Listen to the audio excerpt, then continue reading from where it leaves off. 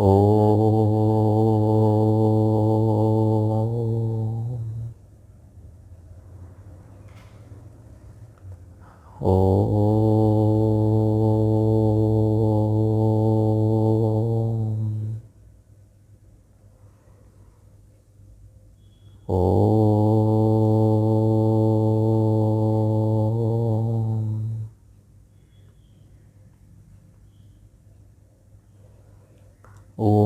सहनाववतु सहनौ भुनक्तु सह वीर्यं करवावहै तेजस्विनावधीतमस्तु मा विद्विषावहै। ॐ शान्ति शान्ति शान्तिः। 16th चैप्टर में एक वर्स है तेजः क्षमा धृति शौचम। तो उसमें भगवान तेजः दैवी गुण है ऐसा कहते हैं। तेजः क्या है? तो वहाँ पे शंकराचार्य जी भाष्य में लिखते हैं कि तेजः न तु त्वक दीप्ति ही प्रागल्भ्यम न तु त्वक दीप्ति ही। जनरली तेजः का अर्थ हम क्या करते हैं कि इस साधक में बड़ा तेज दिखता है। मतलब त्वक दीप्ति ही का मतलब क्या है कि चेहरा चमक रहा है, चेहरे पे बहुत तेज है। तो जो त्वचा है, त्वक त्वचा, चर्म दीप्ति ही,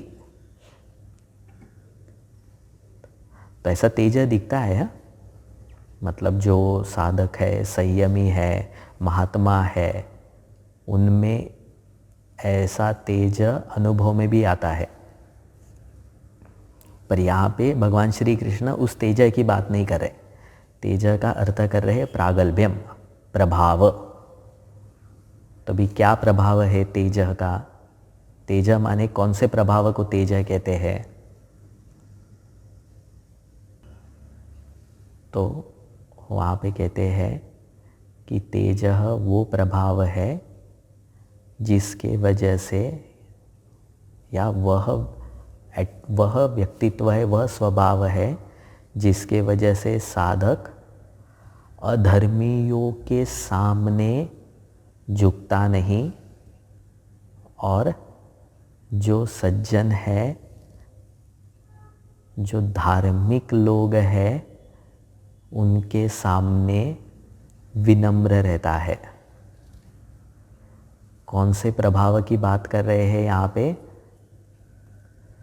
कि वो प्रभाव जो दुष्कर्मियों के सामने व्यक्ति को झुकने नहीं देता, वो प्रभाव जिसके वजह से दुष्कर्मियों के हृदय, अधर्मियों के हृदय कांप जाते हैं नाम सुन करके, और सज्जन जो है उनको निश्चिंतता प्राप्त होती है। जैसे उदाहरण के लिए अगर हम समझे तो हनुमान जी को जब रावण ने बंदी बनाया, तो जब रावण के दरबार में आए तो सारे देवता आदि बंधे हुए थे, रावण के सामने सिर झुका करके खड़े थे। तो रावण के बल का प्रताप हनुमान जी को पता तो चला, पर उनके सामने वे नतमस्तक नहीं हुए। यह हनुमान जी का तेज है। सज्जनों के सामने नम्रता से रहना और दुर्जनों के सामने नहीं झुकना, इसको कहते हैं प्रागल्भ्य। एक तेज है जो ब्रह्मवर्चस, जो साधना से प्राप्त होता है, और यह तेज है जो व्यक्ति को अकर्तव्य, परधर्म, करने से रोकता है। यह तेज है तो व्यक्ति अधर्म के मार्ग पर नहीं जाएगा, परधर्म के मार्ग पर नहीं जाएगा। ऐसा तेज होना चाहिए।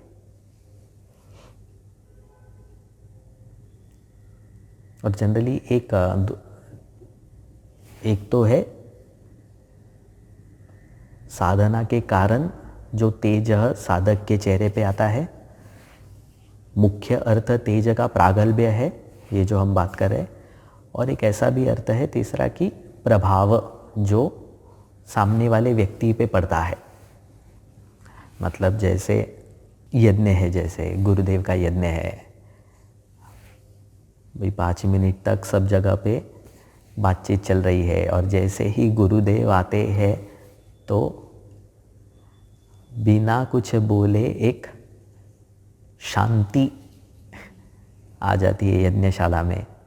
तो वो भी क्या है? तेज, प्रागल्भ्य।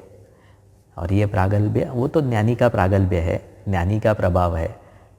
और ऐसा प्रागल्भ्य साधक में भी आता है जब वह अपनी साधना में सिंसियर है, अपनी साधना नित्य नियम से जब वो करता है तो यह तेज उसके जीवन में दिखता है। और यह तेज, यह प्रभाव लोगों को भी अनुभव में आता है।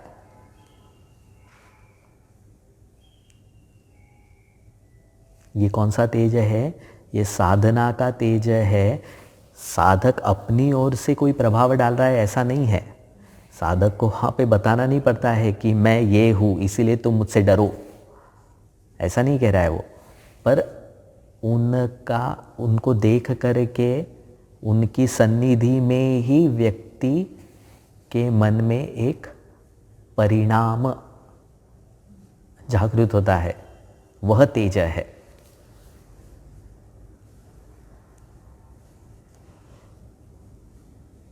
जनरली हम कैसे जो बड़े लोग हैं उनके सामने अकड़ करके रहना, या फिर और जो दूसरे हैं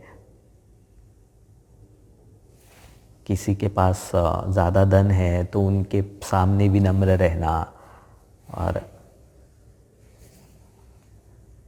अपनों के सामने, माँ बाप के सामने अकड़ के रहना, दैट इज़ नॉट तेज। मतलब तेज वो भी है कि उसके शक्ति का, उसके धन का प्रभाव मुझ पे नहीं पड़ता। पर कौन से चीज़ों का प्रभाव पड़ता है? उसकी साधना का, उसकी महानता का, वह प्रभाव मेरे चित्त पे पड़ रहा है। उसके शक्ति का, उसके इन्फ्लुएंस का प्रभाव नहीं पड़ता है साधक के चित्त पे। यह तेज है। तो जब गुरुदेव भी आते थे तो बड़े बड़े मंत्री हो, गवर्नर हो, वो भी खड़े हो जाते थे। तो गुरुदेव का प्रभाव उनके ऊपर पड़ता था। तेजः। ओम पूर्णमदः पूर्णमिदं पूर्णात् पूर्णमुदच्यते पूर्णस्य पूर्णमादाय पूर्णमेवावशिष्यते। ओम शांति शांति शांति। हरि ओम। श्री गुरुभ्यो नमः। हरि ओम।